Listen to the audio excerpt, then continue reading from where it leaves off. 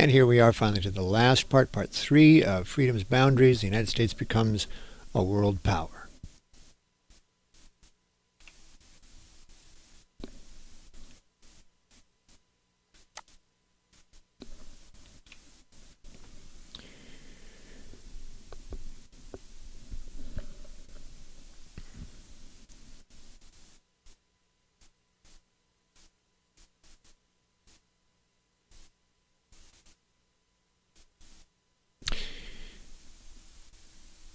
When thinking about the late 19th century, we really have to think about what's going on around the rest of the world and how we fit into that.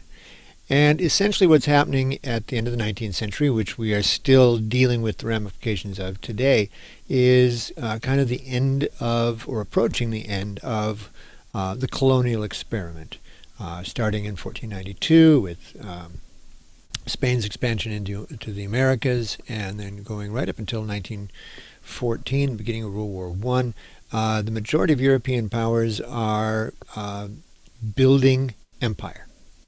And it wanes and waxes who's more powerful at any given time. Spain at one point, England at another.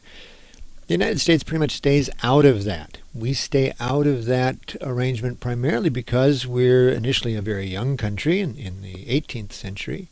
As we enter the 19th century, we are growing and we're getting more powerful and we're getting more economically stable and powerful. But we're far from being a first-rate power. We still are small in size, both geographically and demographically. That will change with the purchase of the Louisiana Purchase by Thomas Jefferson, our second president, and then expand even further with the invasion of Mexico and stealing everything from Texas to California.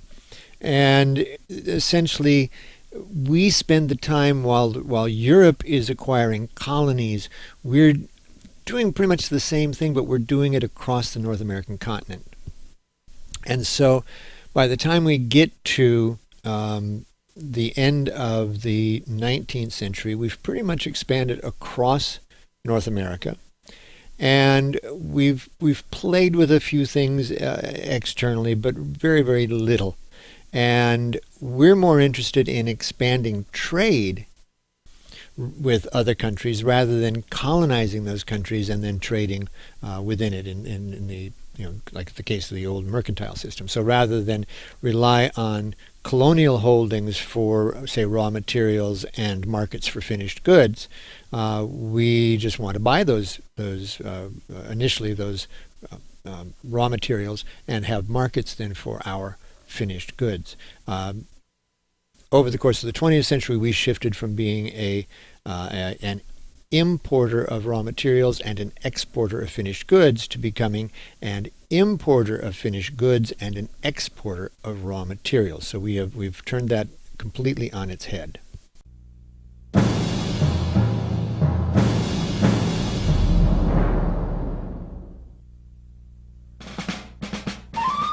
America opened the 19th century with one kind of expansion, manifest destiny, and closed the century with a new kind of expansion, imperialism. Many times before, Americans had moved into new lands and territories, Texas, California, Hawaii, establishing a powerful economic presence, a presence that would eventually cry out for protection from the homeland. In 1895, the cry came from Cuba. The economic interests were the American sugar growers. The threat was the Cuban revolutionaries trying to free themselves from their Spanish overlords. This time the war fervor was fanned by a powerful new source, the press. As a result, the battleship Maine was sent to Havana Harbor as a show of force and to protect American interests. The Maine's captain, Charles Sigsbee, described what happened on that fateful night, February 9th, 1898, as taps echoed through his cabin.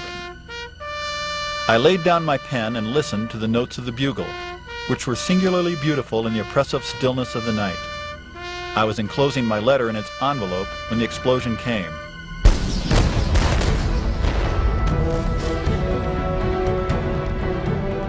The situation could not be mistaken. The Maine was blowing up and sinking.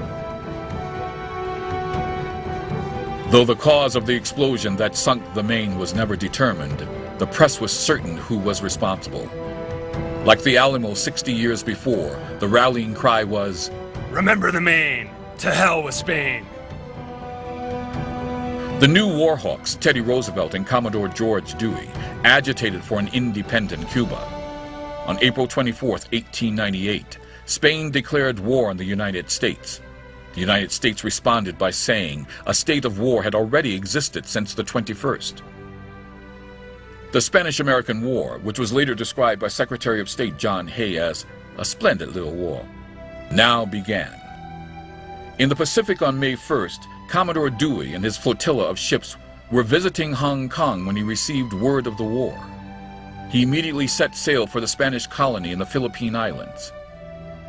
There he encountered the Spanish fleet at Manila Harbor. In a matter of hours, the Spanish fleet was completely destroyed while only one American sailor had died. Teddy Roosevelt led his Rough Riders onto Cuba's shores in July. American and Spanish forces met at the San Juan Hills.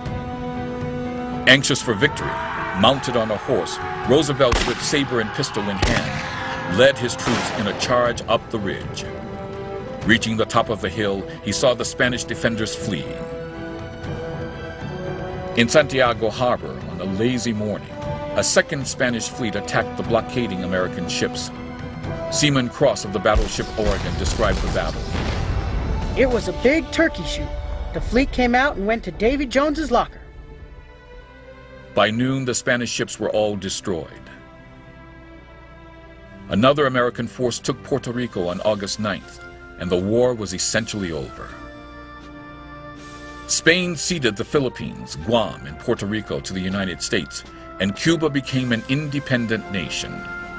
America was now ready to move into the 20th century as an international imperial power with a new kind of leader, Teddy Roosevelt, who had a cuddly stuffed animal named after him, the teddy bear.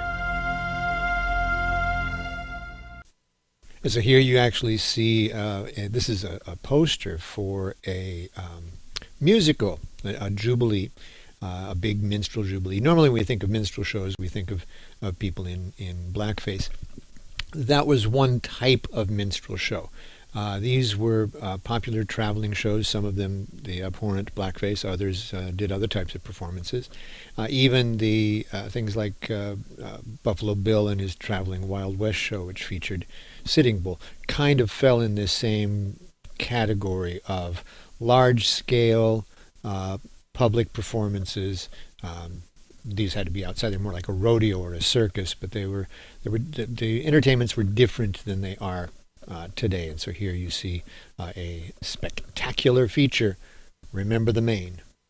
Once we've kind of covered the continental United States, we begin to see people really advocating for expansion abroad. There were a couple of people. There was the Alfred Mahan, who wrote The Influence of Sea Power Upon History, looking at how the Spanish, how the British had really ruled the world by having these impressive navies. And it was really the purpose of the book was to push us into building a stronger navy than we had had prior to this point.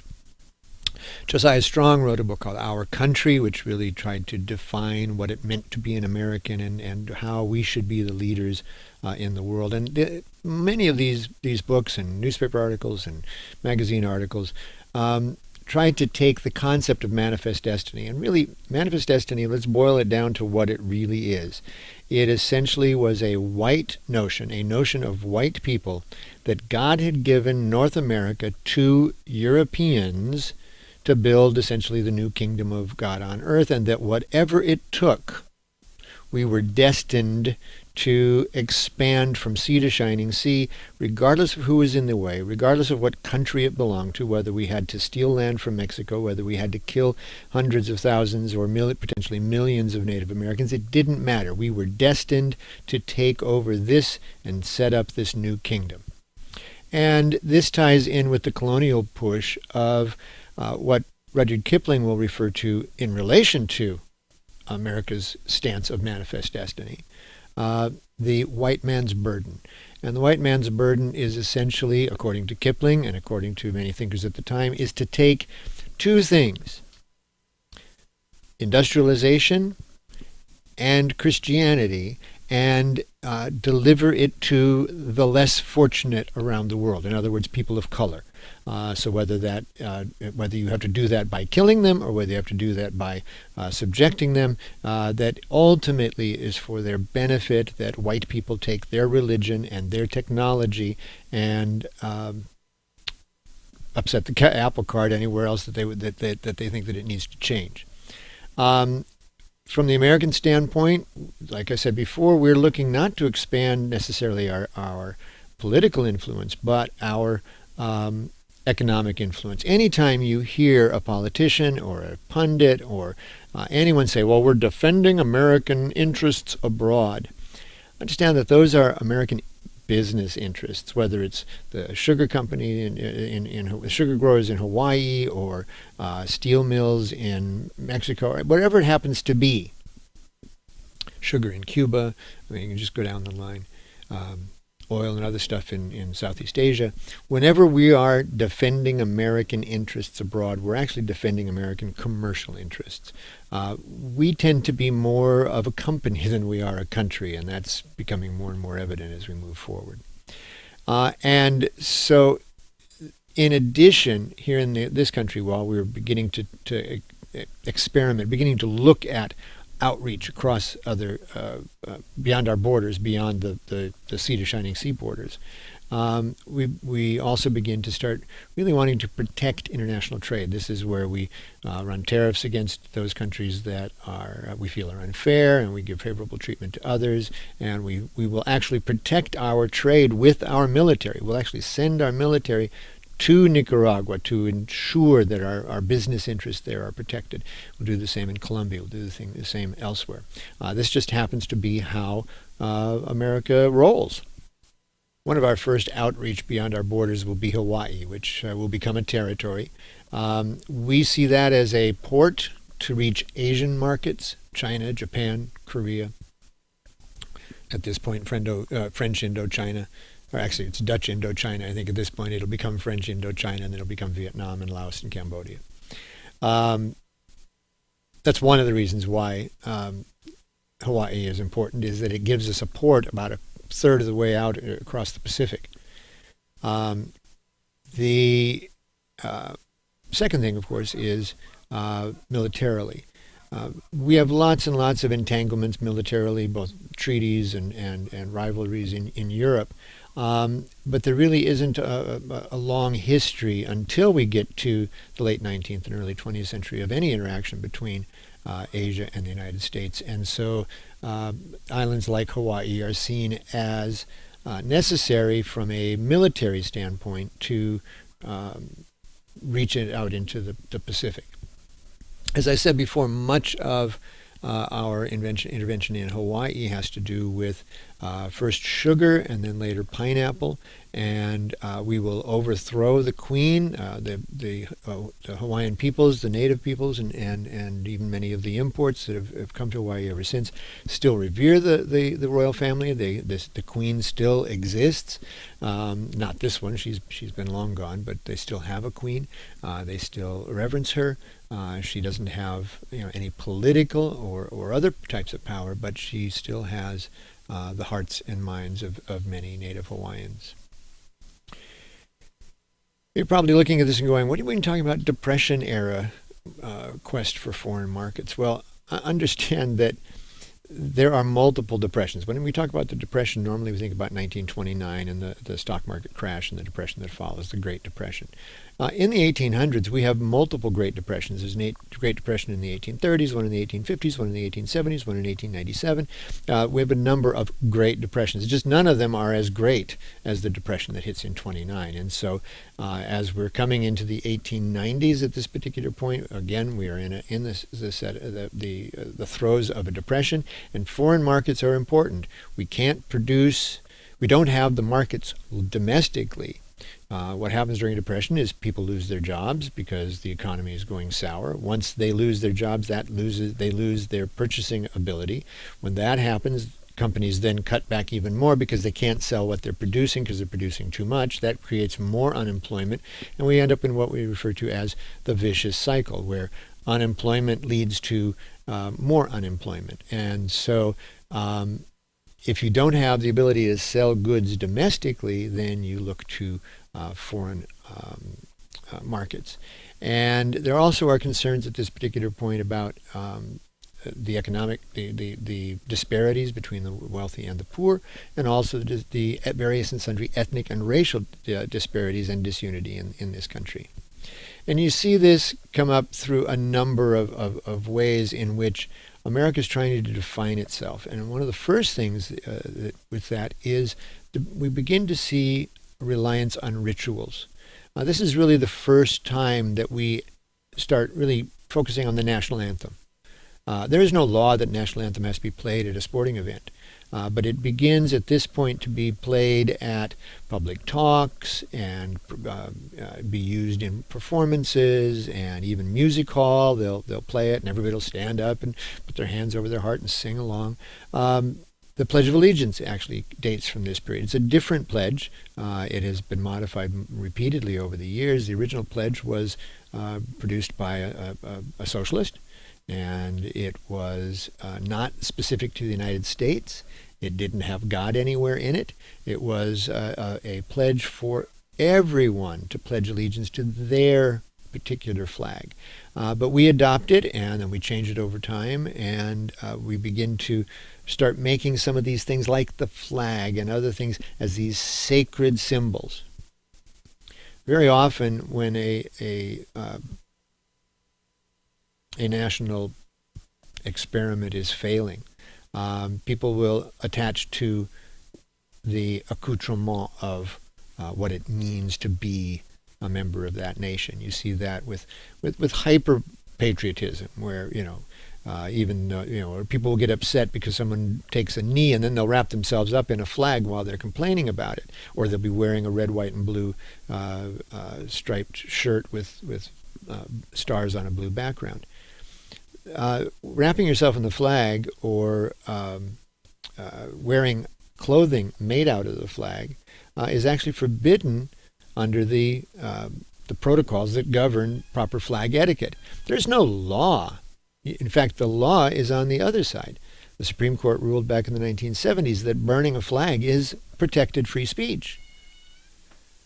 But if you listen to people's arguments, it's normally people who wrap themselves in the flag, literally wrap themselves into the flag, who are usually the ones who are screaming the loudest about people being disrespectful to America and its various and sundry symbols, the eagle, the flag, the pledge, the national anthem.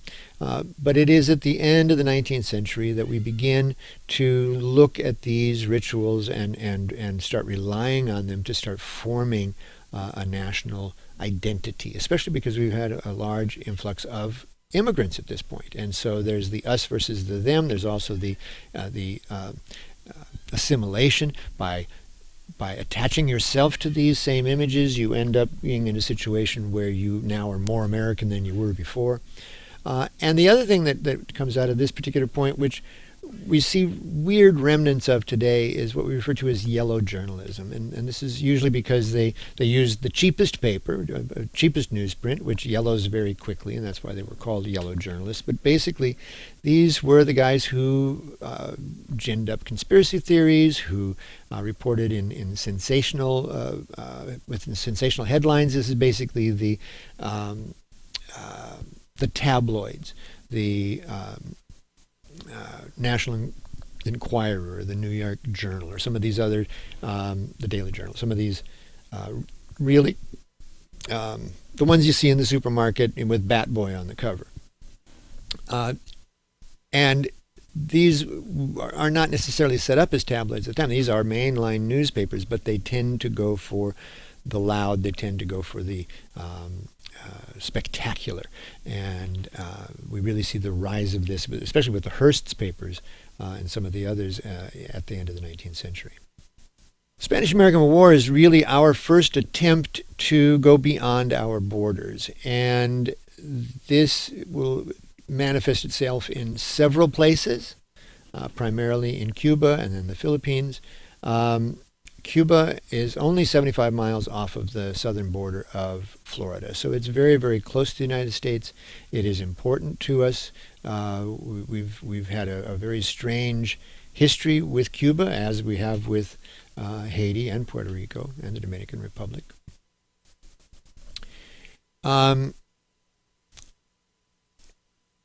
As we're in the last decades of the 19th century, Cuba has been struggling for a long time to become independent from Spain. You see during the 19th century, Spain lose most of its American holdings, and this is kind of the last bit, the last push of that. 1895, there's a resurgence in Cuba. There's a massive crackdown by the Spain. And here in this country, the United States, again, 70 miles away, 75 miles away as far as this is, there begins to become a sympathy for the Cuban cause. And so we begin to intervene. Now, of course, this is where the Maine comes in, right? The Maine gets blown up. We initially claim that the Maine is destroyed by the Spanish. More likely, understand this is a steamship, and steamships, like steam locomotives and any other type of steam engine, are very, very delicate machines, and they any flaw in the metal casings, any misreading of a gauge or any misfunctioning of a gauge could cause the thing to explode. And today we're pretty much convinced that the Maine was sunk by itself, that it sunk itself. But at the time, Americans need something to turn it towards a war, whether it's the Alamo or the Maine or the Gulf of Tonkin resolution or 9/11 or Pearl Harbor or whatever. We only go to war when we can claim, whether it's true or not, that we've been attacked. And some of the times we have been attacked and it was valid, and other times we have ginned it up and it's turned out not to be. And once the battleship Maine blows up, then the yellow press jumps in, especially Hearst's papers jumps in, and really drums up support for the Cubans against the Spanish, and really that we need to go to war. And we will actually declare war against Spain. And we will we'll fight not only in Cuba, but we also fight in some other places in the Caribbean and in the Pacific. But one of the things that makes Cuba kind of strange is we will help it reach its independence. We then insist in their constitution that any law passed by their Congress, and they actually do set up a system, they're one of the few countries that initially sets up a system very similar to ours, a constitutional republic with a bicameral House and a president, as opposed to a parliamentary system like the English and the French use, with a one or two House legislature and a prime minister that comes out of the House rather than a president that's elected separately. Anyway, one of the provisions in Cuba's new constitution, when it does get its independence, is a provision that if the U.S. Congress decides to overrule anything that's in the Cuban Constitution, that the United States has the right to do that. Once we go beyond, once the Spanish-American War begins, we also attack in Puerto Rico, we attack in the Philippines. Dewey is the one who attacks in the Philippines, Manila Bay. We actually fairly simply are able to expel the Spanish from the Philippines. Within a matter of weeks or months, they're gone. We stay an additional 2 years fighting the Filipinos, because we've kicked out the Spanish overlords, but now we want to become their overlords. And so we actually are taking this colony, and it will become one of our colonies and will remain one of our colonies until essentially World War II. When we land troops, we kick the Spanish out, and then we take over. In Puerto Rico, we do pretty much the same thing. Cuba, we don't keep it. We allow them to set up their own government, but they're a puppet government of ours. So now you can see that we are expanding beyond our borders. Up to this point, throughout the 19th century, our expansion has been basically from the Atlantic to the Pacific. Now our expansion is out in the Caribbean and in the Pacific.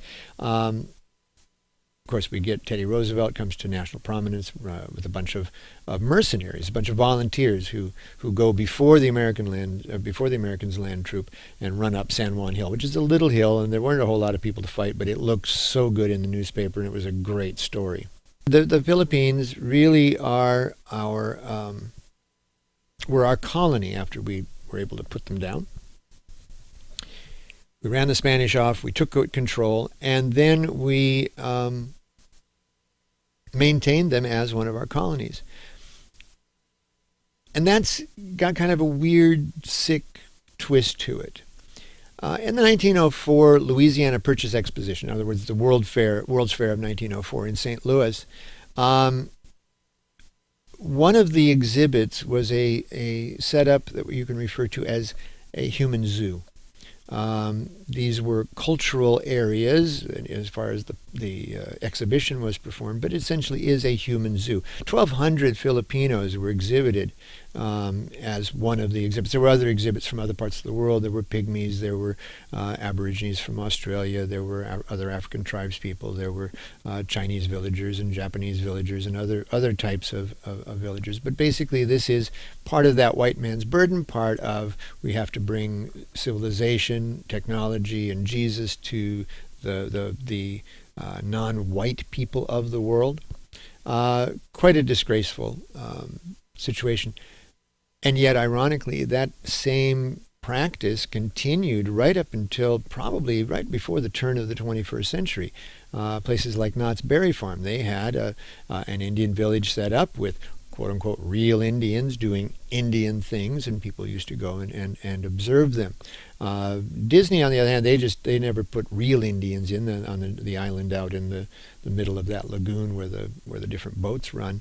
They used mannequins and things like that instead, or kind of statuary. But this was a very popular exhibit at the World's Fair. It continued for another few decades. It's a sad part of our history.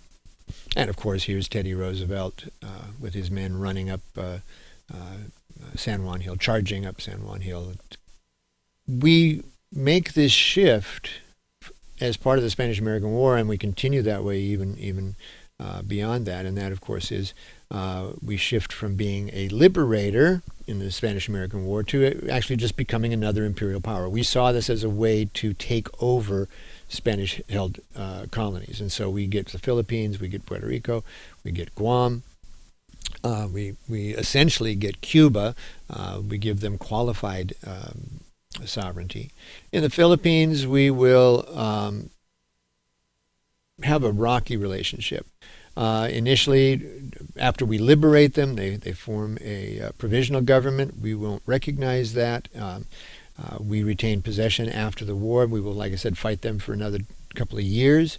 Here in the United States, people are of three opinions. Either they have no opinion whatsoever, or they think that expansion and becoming a colonial power is what we should be doing, or they think the opposite, that we shouldn't be like our European cousins, that we should be focused on issues of self-determination and democracy and liberty and those types of things. Freedom, not necessarily becoming someone's overlord. The outcome is, of course, we end up with a handful of colonies in the Pacific and the Caribbean. And as you will see if you look at the recent video from Puerto Rico following the hurricanes in 2017, you can see that these places are still very, very poor. Even the Philippines is essentially a very poor nation. And we maintained that poverty and have maintained that poverty as part of our policies toward our possessions.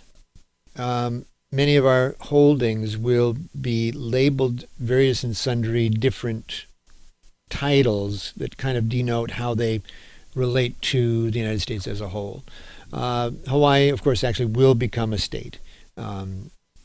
It seems strange, but even in my lifetime, we've added states. There weren't 50 states when I was born. There are 50 states now. Hawaii being one of the last ones to get statehood. The Philippines will ultimately, after World War II, get their independence. Guam is, we refer to it as an unincorporated territory. And in Puerto Rico, we consider them to be a commonwealth, a separate nation that is under our control. Now, everyone that lives in all four of those places are considered to be U.S. citizens. They pay taxes. They can be drafted. However, well, the Philippines no longer. That's a separate country. But the other three, Hawaii, Guam, and Puerto Rico. However, none of those three have voting representation in the House of Representatives or in the Senate. They can vote for president. They have observers in the House of Representatives from Guam and Puerto Rico. Of course, Hawaii is a full state, so they have their senators, they have members of the House of Representatives. But Guam and Puerto Rico, along with American Samoa and other holdings, they can be drafted, they pay taxes, they can elect somebody to go to Congress, but that person in Congress, in the House of Representatives, it doesn't have, that person, he or she can be involved in debates, they can be involved in discussions, they do not have a vote. And so these are essentially U.S. citizens who every day live under a situation of taxation without representation. And one of the complaints against expanding was there's still problems here at home. We still have lynching. There is still fighting going on with the Klan going out and killing people. There's still massive poverty. A lot of the new immigrant groups are living in horrible conditions in the cities. A lot is going on, and this is, of course, a cartoon from that period. This is President McKinley looking at the map. Here's Lady Liberty going, hey, wouldn't it be just to help the people here instead of trying to pass your white man's burden off on another group? Maybe we ought to help the less, quote unquote, less fortunate here. And you can see what happened. This is also a cartoon from the time. This is from Puck magazine. It's from 1899. And it is, again, it's really saying the same thing. And so you'll see in the front, Cuba, the kids that represent Cuba and Puerto Rico and Hawaii and I guess that's the Philippines. I can't read that one.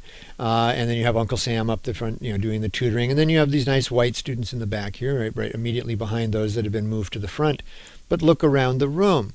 The African American child is able to work, and that he might be able to acquire an education that way. The Indian or Native American is sitting just inside the door. He's not included, but he's there. And the Chinese, of course, the Chinese Exclusionary Acts, the Chinese American is standing, can't even get in the door. He has to listen from outside. And so it is kind of showing the irony of spreading, quote unquote, the white man's burden overseas and not seeking to help the quote unquote less fortunate among us here within our own borders. And that white man's burden gets even extended into the next period. And we begin to see, and we'll soon have a period where the Republican Party will run the board for the next 4 or 5 elections. And this is, political campaign advertising has changed significantly over time. And so here's one, shows 1896, the other one shows 1900. This is for the election of 1900, obviously. And they're trying to link prosperity. So those places that have gone Republican have industry and the farms are working well, and there's the transportation infrastructure of shipping and trains are working well, and smog is being produced and people are choking to death on it, but that's progress, so who cares? That's what happens when you have the Republicans in charge. Under the Democrats, you get a run on the bank. In other words, everybody runs to get their money out, and then under the Republicans, you run to the bank to put your money in or to get it's a positive thing. Under the Democratic rule prior to this, it was Spanish rule in Cuba. Now it's American rule in Cuba. Oh, wait a minute, Cuba was a separate country. Oh, well, it was a separate country, but we still had charge of it. And so you can see that, and here's a quote from McKinley, "The American flag has not been planted in foreign soil to acquire much more territory," which is a lie, "but for humanity's sake." In other words, to raise up those less fortunate. And here you can see the acquisitions in the Pacific. American Samoa in 1899, 1898 we get Guam, 1898 we get the Philippines, 1867 we get Midway, which is the halfway point between the two continents, Wake Island in 98, 98 for Hawaii, 67 we get the Aleutians, which are below Alaska, and of course we get Alaska, we buy that in 1867. So you can see we have expanded, we get to the border here in California, and then we just keep going. And that's important to understand. If you think about it for a minute, there is a statue of Christopher Columbus and Los Reyes Católicos, the Catholic kings, Isabella and Ferdinand, or Lizzie and Fred, in the California State House, in the rotunda under the dome. Why would Columbus be there? Why would that be an important statue in the California State House? Well, the people that paid for it, that put that statue in, that donated it, were people who wanted to see us continue to expand beyond. And as Columbus had gone west from Spain and gotten to the Caribbean, it's our job now as his spiritual descendants. And in many ways we are Columbus's spiritual descendants. He's our perfect creation myth. The first two things he does is kill all the Indians and then import black slaves. I mean, how much more American can you get? So we'll use Columbus as our founding myth, as our creation myth. And so the whole purpose behind that statue is to say, look, we got more to go. We can keep going, like Columbus, going out and proving the earth was round, which is a fallacy. Everybody knew it was round all the way back to Plato. But like Columbus, we're going to strike out and we're going to go west. And that westward push is what continues throughout this entire period. And that wraps up Freedom's Boundaries, Part 3, United States Becoming a World Power.